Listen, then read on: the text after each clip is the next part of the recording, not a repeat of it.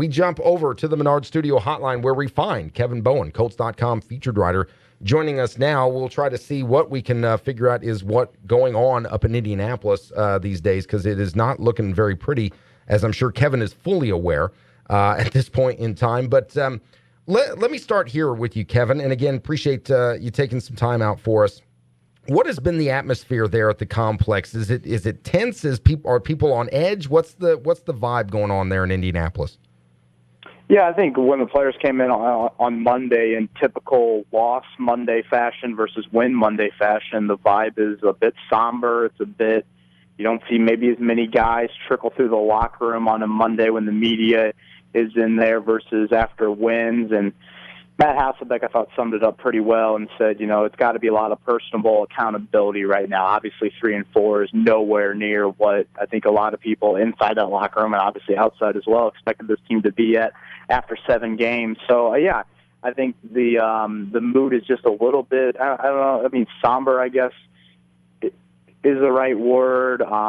Maybe a little bit tense as well, just because at 3-4, you're in the AFC South, but these opportunities, again, you're reaching the midway point of the season, and if you want to be a team that can make some hay in January, you got to start playing better and playing better very quick. And the schedule obviously doesn't get any easier when your next 3 games are against teams with combined records of 16-1. So I would say the mood is a far cry from what the mood was, after the Houston game or, last year after some of those wins. So, yeah, I would say the mood is definitely different than what I think a lot of people were expecting after Week 7. Well, we were talking about it pretty extensively yesterday. Obviously, it was still fresh off the Sunday loss. And the question I posed, and we discussed a little bit yesterday, I'll ask you as well, is it possible sometimes that Andrew Luck is too smart for his own good?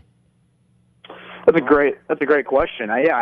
He does look different to me right now in the sense of you see some double pumps and you see some hesitancy that I don't think that you're used to seeing. And to me, the question I have is, are all these talks about his turnovers, starting to get to him, and maybe he's trying not to force things, and then eventually it's just like he pulls the trigger and he almost has to force it when you get down 20-0. I don't think it's anything real physical with him because, again, he was off the injury report last week. He still makes a ton of throws within these past 2 games where you're like, okay, there's no way that shoulder is really impacting him to the point where he shouldn't be out there or, he can't play at this level. So, yeah, there's just something about his game right now that just doesn't seem like the same Andrew Luck that, put up records through the first 3 NFL seasons that we've never seen. So, he played a great half of football to start the Patriots game. I thought he looked better in the second half against the Saints.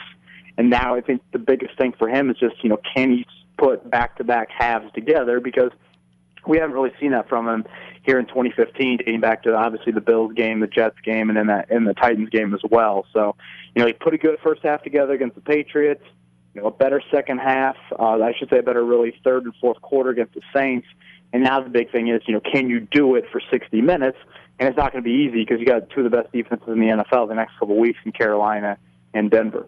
Is it possible that the expectations by maybe people outside of the organization, like fans, media, whatever, that we just assume that at this point in time, he's 4 years into this thing now, that he would just be whatever we expected him to be, and maybe there's still some growing pains he's got to sort through?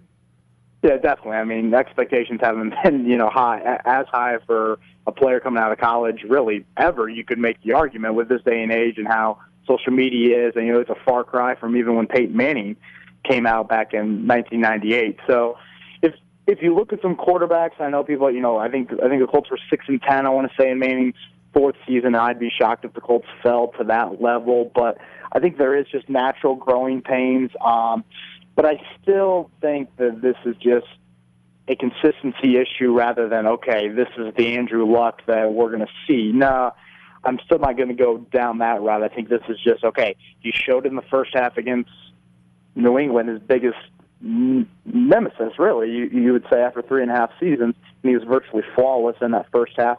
Second half wasn't the same quarterback, and then against the Saints, offense couldn't get going. I think Andrew started 0 for 5. He's never started 0 for 5 to start a game in his career. You got down 20-0, and then it was one of those things where you're playing catch-up again. So I think the biggest thing, not only for Luck going forward, but for this offense as well, is you just got to stay ahead of schedule and try to establish Frank Gore and have a game to where you're within a possession the whole way, and you don't have to just totally abandon whatever game plan that you had coming into it.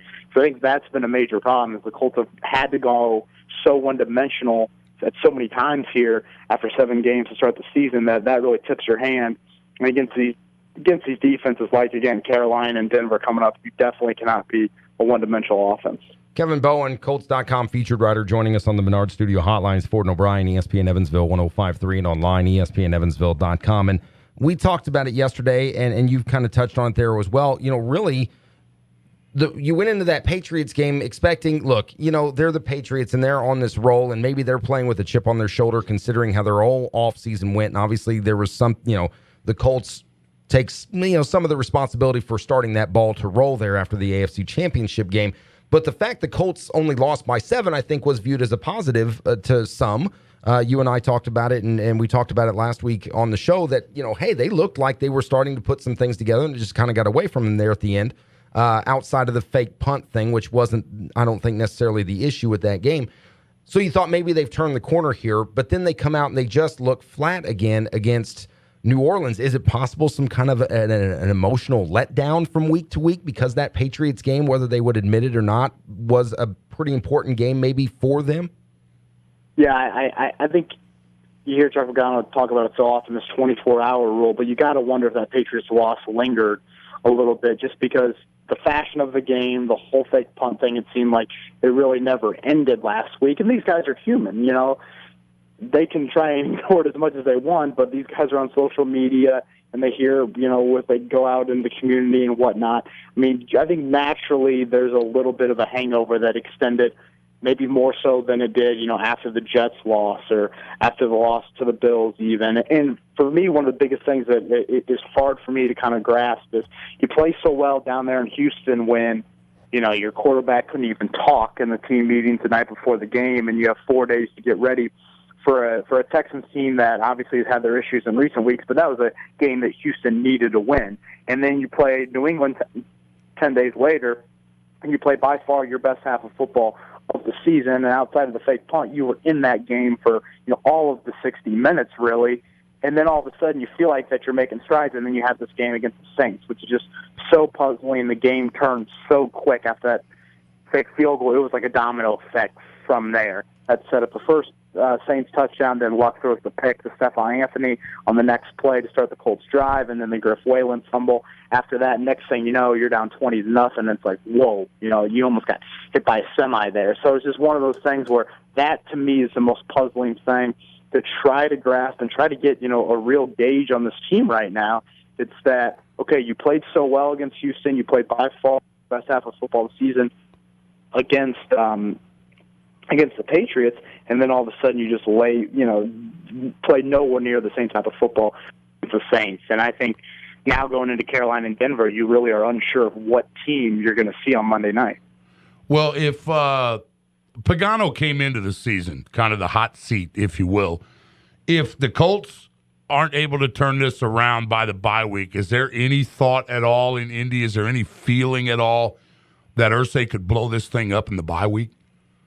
I would be a little bit surprised, because when you compare like the Miami situation to this situation, and I think a lot of people are starting to do that. And you see, look what the Dolphins have done with their interim head coach. I mean, they have problems of Joe Philbin, controlling that locker room really coming into this season. Whereas by all accounts, this Colts locker room loves Chuck Pagano, would do anything for him, et cetera, et cetera. And then all of a sudden the Dolphins bring in Dan Campbell, kind of a fiery guy who's the exact opposite from Philbin, from just kind of an emotional standpoint. He's lit a fire under them. They've obviously played well. I just don't see someone on the staff all of a sudden coming in here and lighting a fire under the Colts, and next thing you know, they rattle off 6 or 7 or something, and they're right back into the playoff picture and, can make a run into January. I think you look at the track record of interim head coaches in this league, and it's usually not very good. So I would be surprised if that happened. I think the biggest thing for this team right now is just be happy that you're in the AFC South. Try to somehow get back on track, and you get a home playoff game if you win the AFC South, and maybe you're able to win a game and get on a run, or who knows what can happen in January. But I would be surprised unless just something catastrophic really happens against Carolina and Denver. Kevin Bowen, featured writer at Colts.com, joining us as he does every Tuesday at 4:30 here on ESPN Evansville 105.3. Hopefully they can get things turned around, Kevin, because as you know, you've witnessed these games. I've sat at home and watched them, and you just shake your head and you'd wonder what in the world's going on. But hopefully Monday night against Carolina, they can get things turned around. Regardless of the outcome on Monday night, we'll talk to you again next Tuesday, all right? Sounds good, guys. Have a good one. Thanks, Kevin. Thanks, Appreciate Kevin. it.